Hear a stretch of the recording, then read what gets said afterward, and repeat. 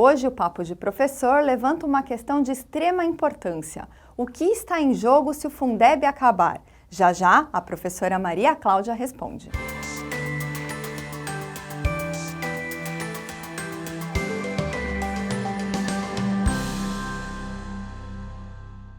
Olá, professora, tudo bem? Tudo bom, Vivian. Professora, para iniciar, explica pra gente o que é o Fundeb. O Fundeb é um fundo especial, de natureza contábil e de âmbito estadual. Dele faz parte um fundo por estado. Portanto, no total são 27 fundos, mais o Distrito Federal. Ele é formado na quase totalidade por recursos provenientes dos impostos e transferências dos estados, Distrito Federal e municípios. E por determinação do artigo 212 da Constituição Federal, a União precisa obrigatoriamente aplicar 18% dos seus recursos na educação, enquanto os estados e municípios pelo menos 20%. Esse montante pode ser complementado por uma parcela de recursos federais no estado onde o valor por estudante não alcançar um mínimo definido nacionalmente. E como é feita a distribuição dos recursos? Na realidade, independentemente da origem, todo recurso gerado ele é redistribuído, para aplicação exclusiva na educação básica. O critério é o número de estudantes matriculados nas redes estaduais e municipais, tendo em vista os dados do censo escolar do ano anterior. Então, por exemplo, os recursos para 2020 são previstos de acordo com o tamanho das redes em 2019. Por que política de fundos? A política de fundos, ela ganhou força com a redemocratização do país, que trouxe no seu bojo a proposta da educação de qualidade para todos e todas em curso regular. Então, foi nesse contexto democrático onde a educação é concebida como chave para financiar um sistema que atenda aos princípios da equidade social e quebre também o círculo vicioso da exclusão pela pobreza econômica e cultural, foi adotada a política de fundos. Durante uma certa época, eu era contra. Logo que começou, lá no governo Fernando Henrique, eu era contra os fundos. Eu achava que a educação deveria ter prioridade, independente de existir ou não um fundo.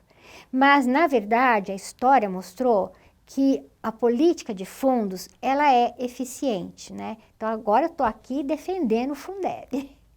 Então, o fundo, portanto, tem como objetivo garantir o financiamento de uma escola de qualidade e a valorização dos profissionais da educação, como previsto, inclusive, no Plano Nacional de Educação. E por que existe uma preocupação com o Fundeb a partir de 2020? Como ele foi criado nos dispositivos transitórios da Constituição, a sua vigência termina no dia 31 de dezembro de 2020. E o que acontece se ele for extinto? A educação básica estará em sérios riscos, pois estados e municípios não têm autonomia financeira para arcar com os custos. Se a União não garantir os recursos e não redistribuí-los com base em regras claras, a educação pública ficará ao sabor das decisões de diferentes governos e políticos também. Então, por meio do Fundeb, os recursos são redistribuídos e investidos na manutenção e desenvolvimento do ensino, o famoso MDE. E no MDE, para onde vão os recursos? Para a remuneração e aperfeiçoamento dos profissionais da educação,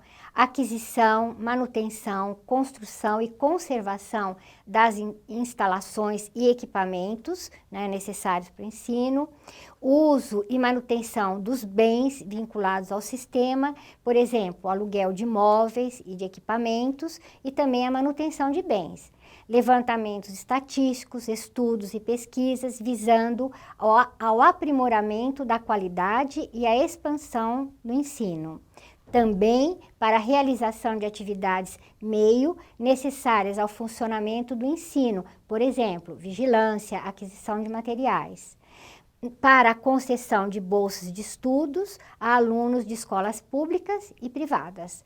para aquisição de material didático escolar e manutenção de programas importantes, como o transporte escolar. A amortização e custeio de operações de crédito destinadas a atender, todos aqueles itens previstos no MDE. Deu para perceber, gente, a importância da manutenção do Fundeb?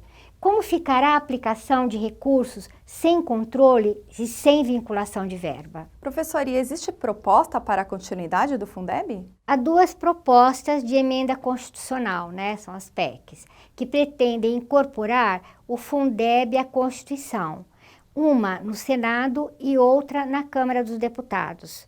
O texto mais adiantado é o da Câmara, que foi apresentado pela deputada professora Dorinha Seabra Rezende, do DEM de Tocantins.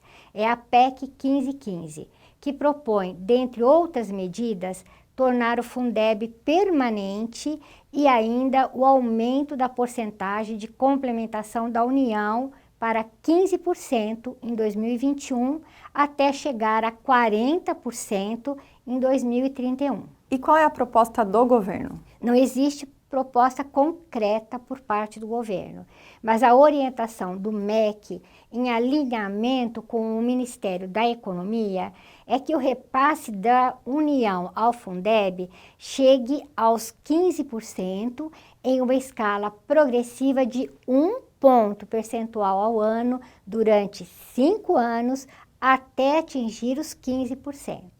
O ministro da Educação já declarou que um aumento superior a esse índice só pode ser discutido se houver melhoria fiscal do país. E diante desse impasse, o que fazer para garantir o Fundeb? A continuidade e o aprimoramento do Fundeb depende da nossa organização e luta. E olha, gente, nada de esmorecer. Não adianta, não adianta. E como incentivo ao engajamento nessa luta, se lembre sempre, de que 60% de todo o dinheiro do Fundeb serve para pagar os nossos salários. Então, ele é um recurso fundamental para garantir o piso salarial do magistério. E os aposentados também fiquem atentos. O pagamento do salário do aposentado tem sido feito com recursos do Fundeb. Ou seja, ele é de extrema importância. Muito importante. Professora, muito obrigada pela sua participação. Obrigada você. E o Papo de Professor fica por aqui. Até a próxima edição.